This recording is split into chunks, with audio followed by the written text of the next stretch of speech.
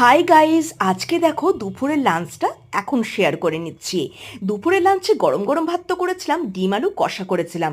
আর এই ডিম আলু কষাটা একটু অন্যরকমভাবে করার চেষ্টা করেছি। তোমরা চাইলে আমার বেঙ্গলি কিচেন চ্যানেলে দেখে আসতে পারো। আর বন্ধুরা বাড়িতে ট্রাইও করতে পারো যদি তোমাদের ভালো লাগে। দেখো দুটো প্লেট সাজিয়ে নিয়েছি আমার এবং আমার ছেলের জন্য। তো রাত্রে ডিনারটাও তোমাদের সামনে একটু শেয়ার করে নিচ্ছি। যেহেতু আমরা দুবেলাই ভাত খাই, মানে লাঞ্চ ডিনার দুটোতেই দুবেলাই ভাত খাই, তো আমি রাত্রেবেলাতেও যথারীতি গরম গরম ভাত তো করেই নিয়েছি। আর তার সাথে দেখো সকালের ডিম কষাটা ছিল, মানে ডিম আলু কষাটা ছিল, কিন্তু ডিমটা তো সকালেই খাওয়া হয়ে গেছিলো, তাই আলু আর গ্রেভিটা রয়েছে, ওটাও নিয়ে নিয়েছি। আর রাত্রেবেলায় দেখো একদম ভেজ মাটার পনির করে নিয়েছি।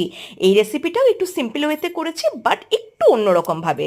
তো তোমরা চাইলে কিন্তু দেখে আসতে পারো আমার বেঙ্গলি কিচেন চ্যানেলে, বাড়িতে ট্রাইও করতে পারো বন্ধুরা। দুটো প্লেট একদম আমার আমার ছেলের জন্য সাজিয়ে নিয়েছি।